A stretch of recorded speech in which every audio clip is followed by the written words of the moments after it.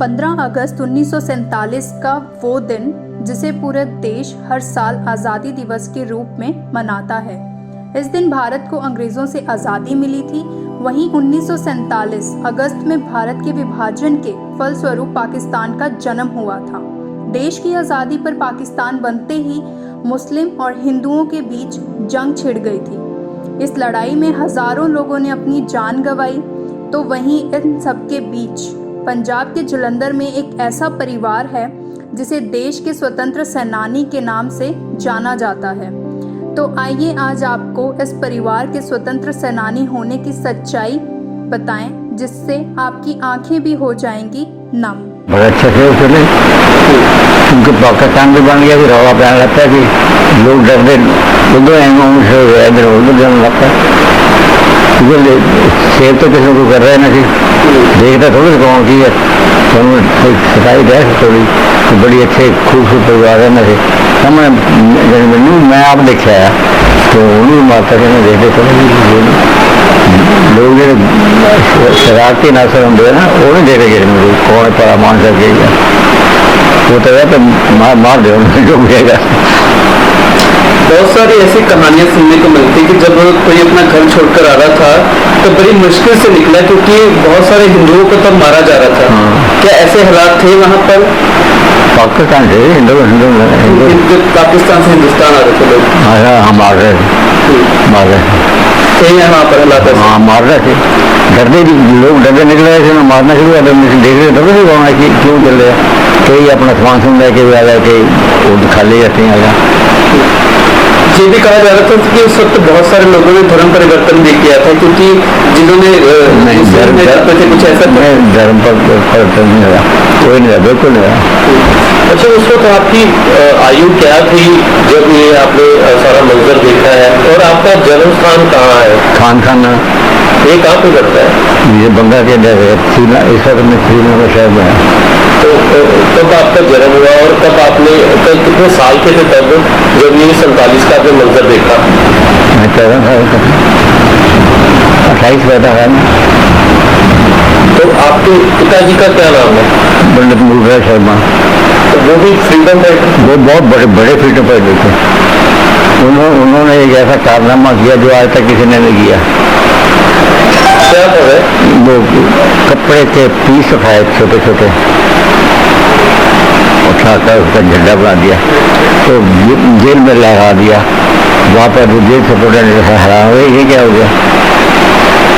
और यहाँ पर एक थे मास्टर मोर्ता के बाद प्रोफेसर मोर्ता से कहना लगा, उन्होंने आना एकदम नेकेड बॉडी ना बस भजन पड़े एक दिन दे 64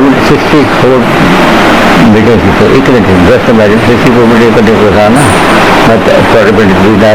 फैमिली लोगों की जागृति नहीं सही देश ना प्यार ना पिया दबी जाती थी कि थोड़े पता था कि प्रोफेसर मोता सिंह जब कहते मास्टर मोता सिंह उन्होंने कहते थी तो आए नंगे पिंडी एकदम बोल बाल के दौड़ गया पुलिस पढ़ना चाहिए नहीं पढ़ती थी।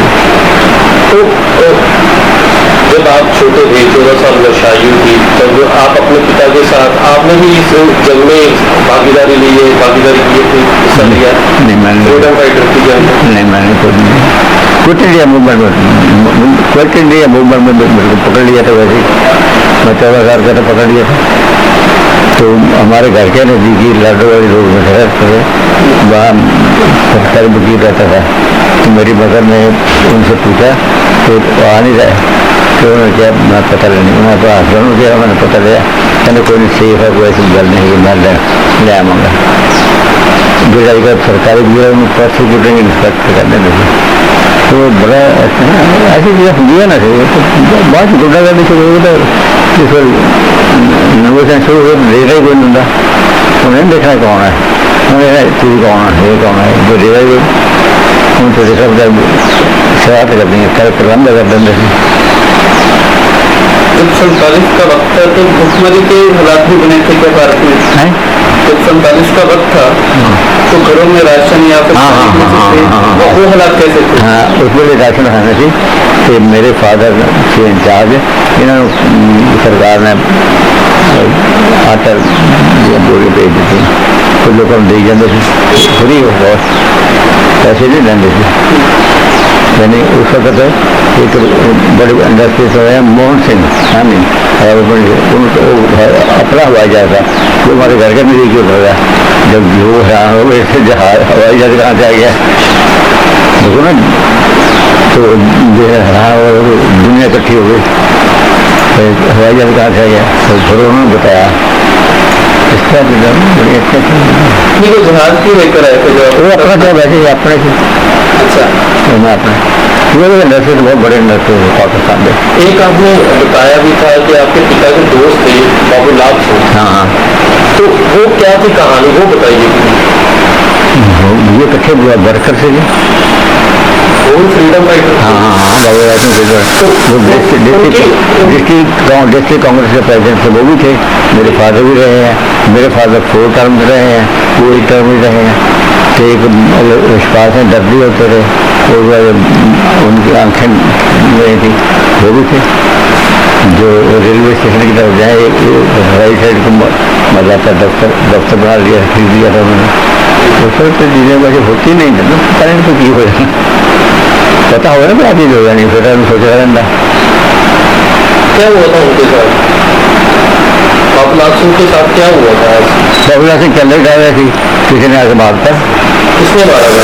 मामले नहीं रहने के बाद जो है ना सारा मामला दे दिया था, सारे मामले दे दिया।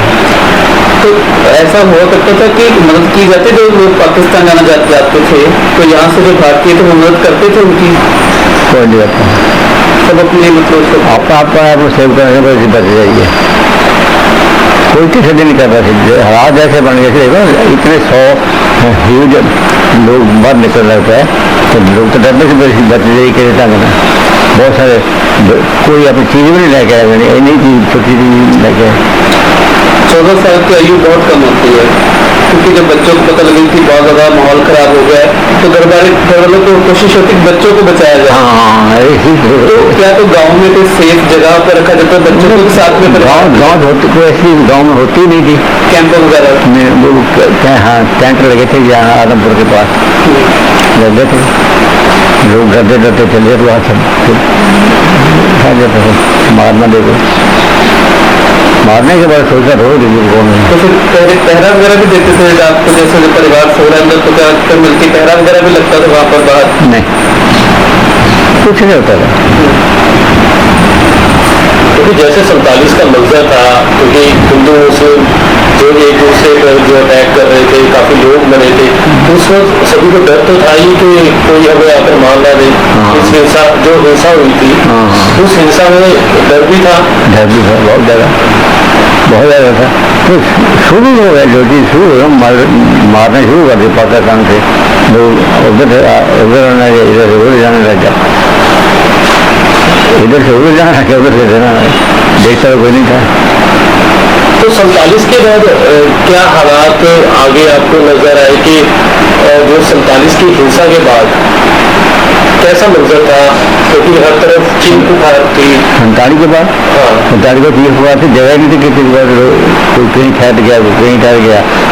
जो कैंप बने हुए थे ठहरने के लिए, कैंप दिल्ली में भी था, सारे सब बड़े बड़े शहरों में वो कैंपों में ठहरने ठहरता था। वहाँ उनको फ्री खाना मिल जाता था गवर्नमेंट बढ़िया की तरह। और सरकार की ओर से मदद मिल रही थी, वैसे कुछ हो नहीं पा रहा था। कितना समय लग गया था हालात को ठीक होते थे। लगा ठीक होने हाथ ही बनी नहीं, जब डिवीजन ही हो गई है, जब डिवीजन ही हो गई है तो ठीक होने हालात नजर नहीं आने लगी। कई साल लोगों तो रहे अपने कैंपों के नंबर हो गई है। कितने वर्ष रहे हो, कितने साल रहे। कौन जी जो लोग आप कह रहे कैंप में रहे तो कितने साल तक रहे। 2-3 दिन 4 साल रहे हैं। वो ज़्यादा तो है वो मिलती नहीं थी, किसी ने देनी थी तो कैंपों में लोग रहते, बाहर में खाना फ्री मिल जाता था। तो उसके बाद आप जब थोड़े जवान हुए हो, आपने पढ़ाई कैसे की अपनी, फिर आगे की ज़िंदगी कैसे व्यतीत करनी शुरू की। मैंने जब मैं बड़ा हो गया ना, मैं पढ़ने लग गया, जहाँ 10वीं में पढ़ता था उसके बाद फिर मैंने लॉ करना शुरू कर दिया। लॉ शुरू हो गए, एडमिशन मेरे को मिल गई, शुरू मैंने कर दिया। तो 47 के बाद जो पाकिस्तान और भारत की जो जंग हुई है उसमें भी आपका योगदान रहा है? नहीं, मेरे को एक चीज़ हुई थी मेरे सामने, वो मैंने देखी भी है। पाकिस्तान बलों ने अटैक किया था, तो ऊपर की नदी की कोरेबाई पिंड है, उसमें बम डिगा था जाकर, लोग आ गया, मैं भी घुरा गया, मैं नहीं घुरा, मैं बाद दफ्तर का रास्ता हुआ, उसमें जाकर बैठ गया। सारे इसमें पता नहीं था, हालात का नहीं पता। आपके परिवार को फ्रीडम फाइटर का दर्जा जो लोगों द्वारा दिया जा रहा है, सरकार की तरफ से आपके लिए कुछ किया गया? नहीं, कुछ नहीं किया, क्योंकि मैं गवर्नमेंट सर्विस में आ गया था, तो मुझे सरकारी पेंशन मिलने लग गई थी। ये सरकार की तरफ से गवर्नमेंट सर्विस में थी कि आपने बलबूते को मिल गया? सरकार की तरफ से आपको दी गई थी कि खुद आपने ये जो पढ़ाई करके गवर्नमेंट सर्विस जो है वो आपकी सरकार ने कुछ नहीं किया, खुद ही किया। मतलब इतनी सरकारें आई है, कांग्रेस भी थी और सरकार भी थी, सब आपने। अच्छा, तो अभी आपकी कितनी वर्ष आयु हो गई है? 95। तो 47 से लेके अभी तक कई आपने देखे होंगे कि भारत जो है आधुनिक तकनीकी कई जगह से आगे नहीं बढ़ा है। और जो अगर बात की जाए अगर आपके शहर की, जालंधर की, तो आपको उसमें कुछ ऐसा देखने को मिला कि जो 47 के बाद अब में क्या फर्क है? डेवलपमेंट हो गई, लोग आया अपना कारोबार शुरू कर दिया, लोगों ने डेवलपमेंट हो गई। अब हमें बुलाते हैं 15 अगस्त और 26 जनवरी को, वहाँ पर हम ऑनर करते हैं, बकायदा ऑनर करते हैं। मंत्री होता है, जो भी आता है कोई ऑनर करते हैं, शॉल दे देते हैं। एक चीज और पूछनी थी, आपके परिवार में कौन कौन है अभी? मेरे परिवार में मैं हूँ, मेरा लड़का है, मेरी डॉटर रहा है, तो मैं ग्रैंडसन में। जो आपके पिता थे वो तो बड़े फ्रीडम फाइटर रहे थे, तो उनकी आगे कैसे 47 के बाद जो आगे जैसे बाबूलाल सिंह के साथ जो हुआ था उनके साथ तो नहीं? परमात्मा की कृपा रही। सर आपका नाम? मेरा नाम रोहित शर्मा है। बताइए आपने अपने पिता के बारे में क्या क्या सुना है? आपको क्योंकि आपके परिवार को फ्रीडम फाइटर से जाना जाता है जी, तो क्या उन्होंने कैसे लड़ाई लड़ी? जो आपके दादा थे उन्होंने कैसे इस योगदान दिया इस लड़ाई में, इसके बारे में? देखिए, मेरे पिताजी ने सबसे पहले 1942 जो क्विट इंडिया मूवमेंट हुई थी उसमें पार्टिसिपेट किया था।